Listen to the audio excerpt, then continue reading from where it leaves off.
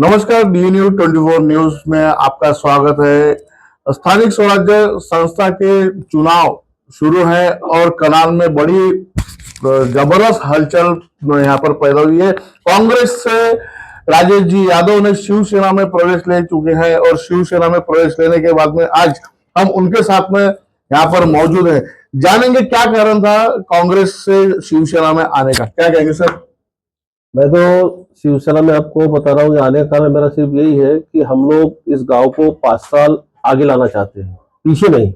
इसीलिए मैंने अपने एक नगर सेवक के पद का त्याग करके मैं इस गांव के विकास के लिए मैं इस पक्ष में आया हूँ। जैसे देखा जाए कि कांग्रेस पक्ष में आप कई सालों से कांग्रेस पक्ष में काम कर चुके हैं, उसमें कांग्रेस में रहने के बाद में भी आपको वहां पर जो इज्जत था वो नहीं दी गई, किसी और शख्स को वहां पर खड़े किया गया है।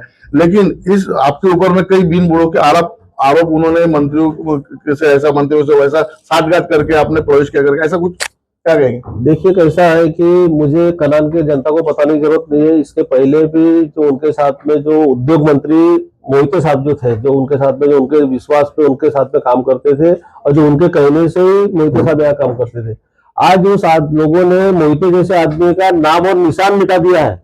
ये समझ लो कि वो आदमी क्या चाहते हैं इस कनाल के बारे में। तो अगर ऐसे नेता के बारे में उन्होंने ऐसा ऐसा उस आदमी को ये कर दिया तो कनाल के बारे में क्या विचार होंगे उनके? इसलिए कनाल का विकास तो कर ही नहीं सकते, बिल्कुल नहीं कर सकते। जैसे देखा जाता है कि आप जो अभी कहा कि भैया कनाल का विकास के लिए एक साठगांठ की जरूरत होती है, एक शक्ति की जरूरत होती है, एक शक्ति प्रदर्शन की जरूरत होती है। क्या लगता है कि इस बार अपने शिवसेना की ओर से कितनी नगर परिषद में कितनी सीटें बैठेगी?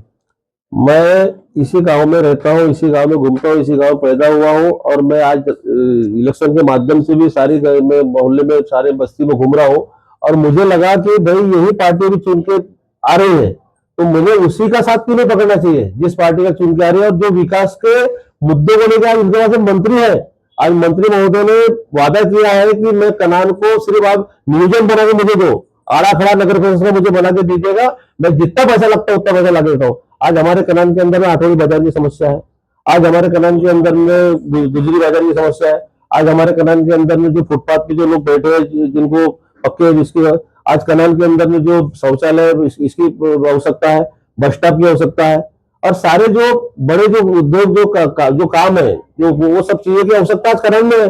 और मुझे ऐसा लगता है कि आशीष जायसवाल एक ऐसा व्यक्ति है कि जो सरकार के साथ आज मंत्री में है और ये गांव का विकास इस 5 साल के अंदर में हो सकता है, इस वजह से मैंने निर्णय लिया है। देखा जाता है कि सबसे बड़ी खबर आज कनाल क्षेत्र से है। कनाल में स्थानिक स्वराज्य संस्था के लिए चुनाव लिए जा रहे हैं। उस नगराध्यक्ष पद के लिए एक टक्कर शुरू है जहां पे कांग्रेस पक्ष, बीजेपी और शिवसेना, मित्र पक्ष होने के बाद में भी दोनों आमने सामने की लड़ाई क्यों?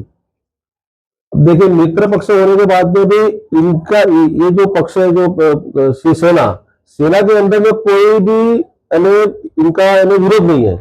अब जो विरोध था तो जो जगह जो बची थी विरोध की, जो इनका जो वोट बैंक हो रहा था तो मैंने भर दिया रहा।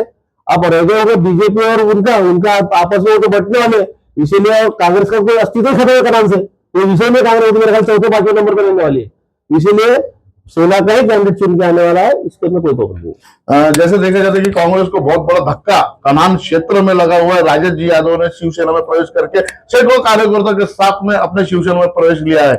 देखते हुए इस बार जो भी हर चुनाव की हलचल के साथ DNU 24 महाराष्ट्र प्रतीक पांडे के साथ।